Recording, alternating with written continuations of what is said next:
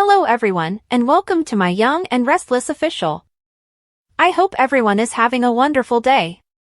Before we begin, please hit the subscribe button and give this video a thumbs up. In Crimson Lights, Chelsea is shocked when Adam shows up at a table with a muffin and coffee. After making them stuffed French toast this morning, she assumed he would be satisfied. Connor texts his parents to let them know he intends to stay after school to try out for the baseball team while they are teasing each other over cheesecake. Adam begins typing a response, eager to express his pride, when Chelsea interrupts him to talk about it. She notes that their son has never participated in organized baseball. Players are known for their ritualistic and repeated behavior. Adam respects her maternal instincts and acknowledges that she is correct. Their son reiterates his desire to do it via text. Although Connor is aware that baseball can trigger some OCD symptoms, he vows to control his anxiousness by using his tools and refraining from spitting. In addition, he wants a reason to be around the team's attractive girl. Chelsea makes the decision to encourage their son to pursue it. "We hit a home run with Connor," she says. Billy shows up and sees them as they clasp hands. Billy interrupts the parents as they discuss their son's prospects. They talk about Connor and his passion for athletics. Billy offers to invite Katie and Johnny to join him in the batting cages. Billy notices Chelsea and Adam holding hands. YNR. Adam asks Billy whether he plans to formally launch his attack on Newman Media today as he places his coffee order. The abbot implies that he has been misinformed. Any challenge he mounts to him is doomed, boasts the Newman. He is certain that Billy hates him and that this is all about him. Billy acknowledges that he no longer holds that opinion, and he says his business will be the complete opposite of Newman Media. The truth is important to his new company, which will provide essential information. Also, spoilers for NCIS. As the males taunt one another, Chelsea starts to fidget. Billy confesses that he is tired of reacting and playing the victim. He intends to use his privilege to benefit the world, unlike Adam.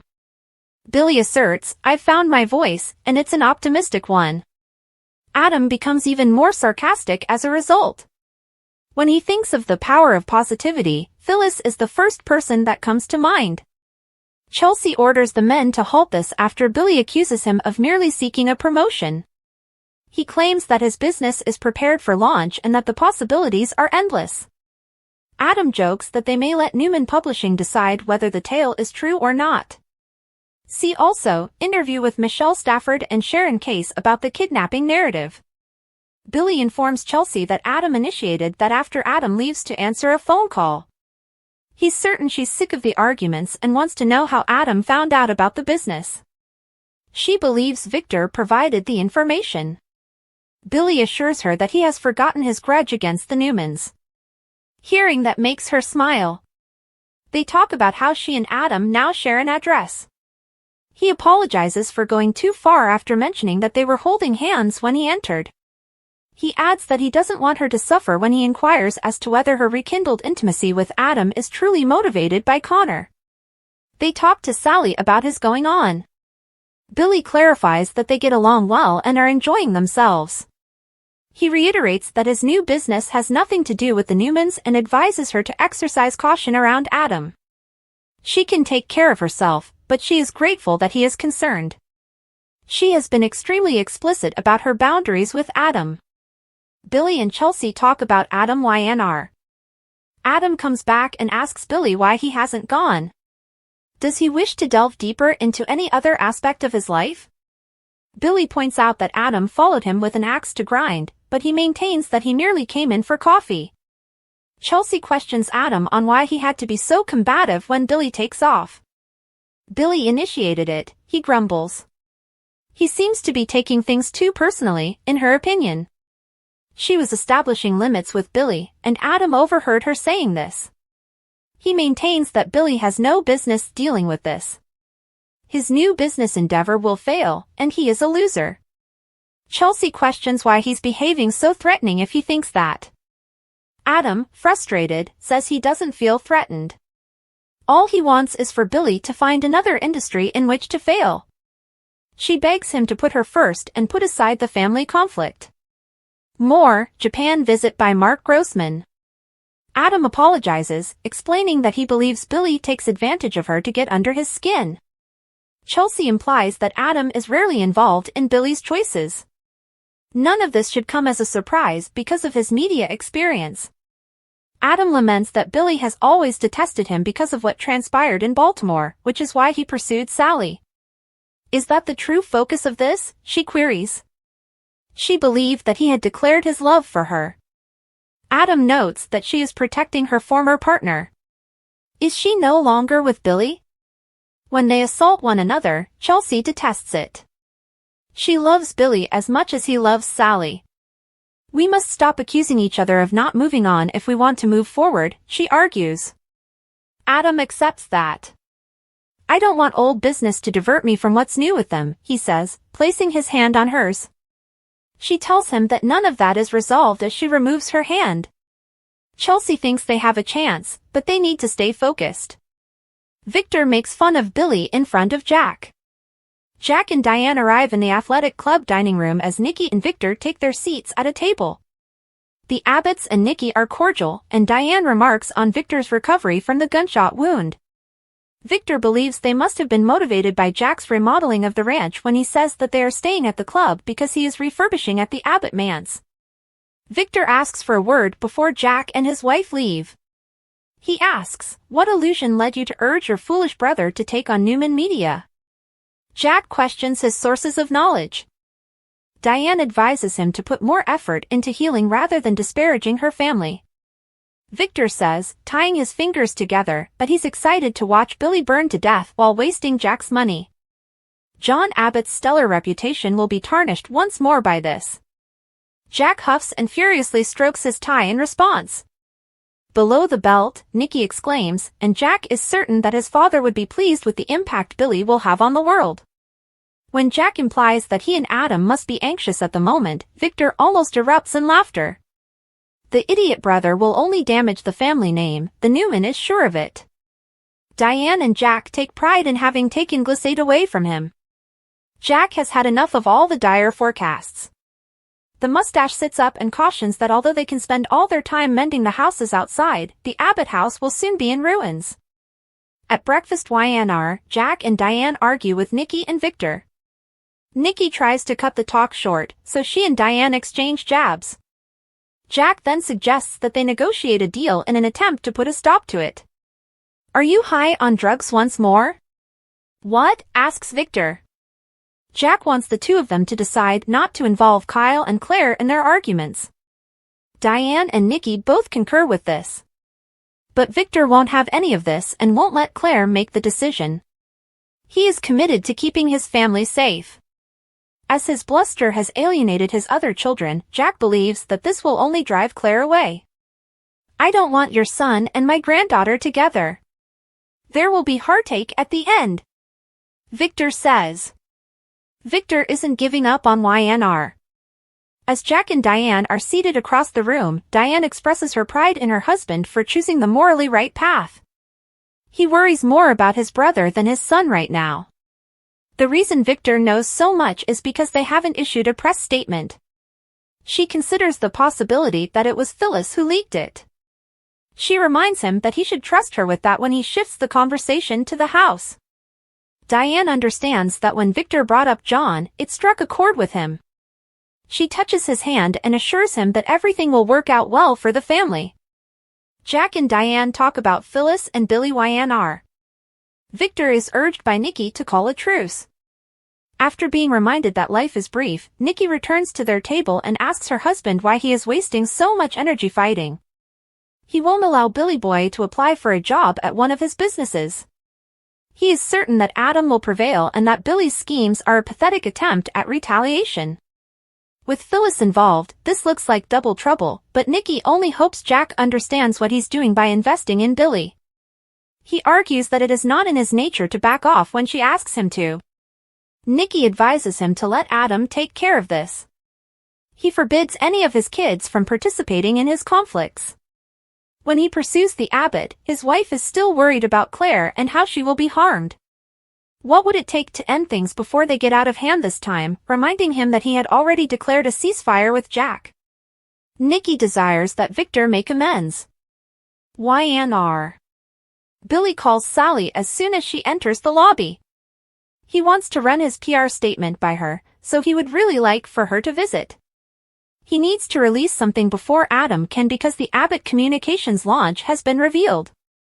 More, Noah Newman's whereabouts? Jack and Billy are concerned about the leak. Billy sighs and calls Phyllis at home. He sends her a message on her voicemail, explaining that they are having trouble and that he could use her assistance. Like her family, he wishes he knew where she was. He exhorts her to phone her loved ones first, followed by him. A few moments later, Jack shows up and surprised him. Thanking his brother for the cocktails, he cautions him that Victor, whom he met, has heard everything there is to know about the new business. Billy clarifies that he also had an encounter with Adam. Neither of them believes that Kyle would have spoken to Claire about it or that Nick was the source of the leak. Billy thinks he could have surprised Newman Media, but he is attempting to be ahead of this. Jack remarks, "I didn't think you were going to make this about the Newmans." Billy says he wishes Phyllis had been there to assist, but he only said that out of habit. The fact that she is still missing depresses Jack. Jack and Billy YNR check in. As Jack questions his brother about Phyllis's level of dedication to her work, Sally interrupts. In any news releases, he advises his brother to omit her name. Jack leaves them alone after telling Sally that she is a positive influence on his brother. Sally reads Billy's press release while holding his tablet. He is concerned that it exudes too much optimism and elevates him above his own self. She smiles and states that they should send it out precisely as it is since that is how she sees him. He's smart, vivacious, creative, and hot as hell, she continues. They share a kiss.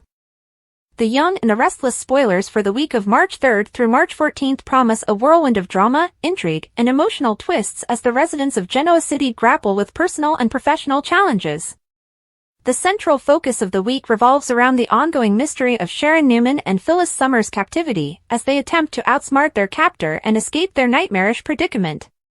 Meanwhile, suspicions are raised, relationships are tested, and new alliances are formed, setting the stage for explosive developments in the days to come.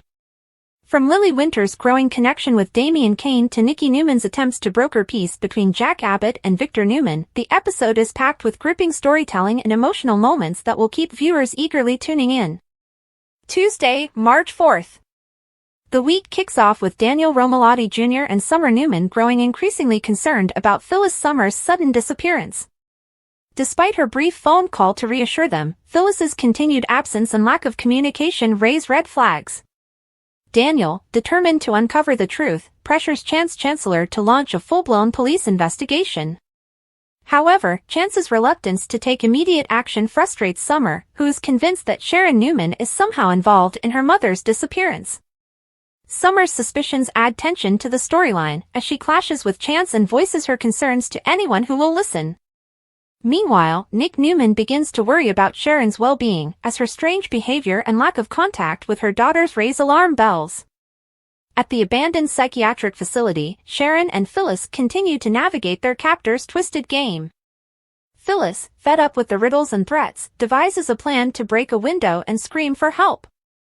However, Sharon intervenes, warning Phyllis that their captor could retaliate with deadly consequences. Despite their animosity, the two women realize that their survival depends on their ability to work together. They brainstorm a possible escape plan, but the captor's ominous warning suggests that their efforts may be in vain.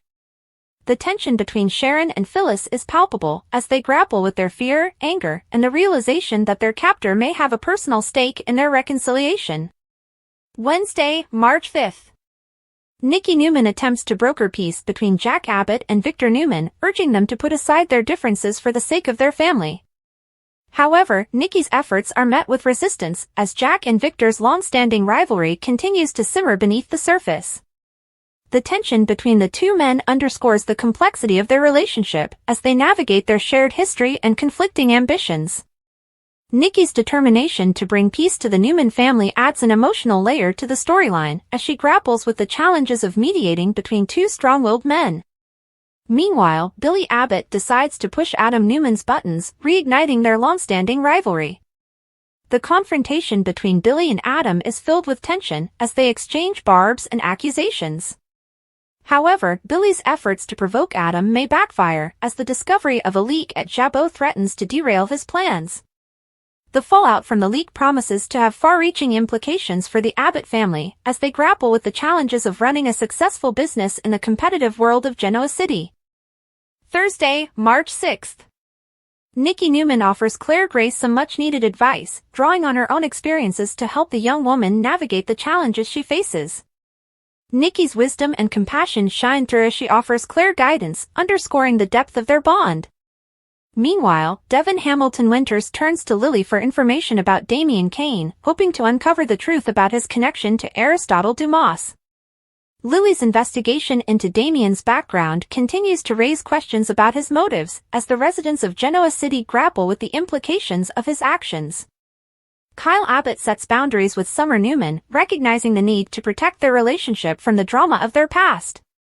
However, Summer's determination to fight for Kyle threatens to disrupt their fragile peace, as she struggles to respect his wishes.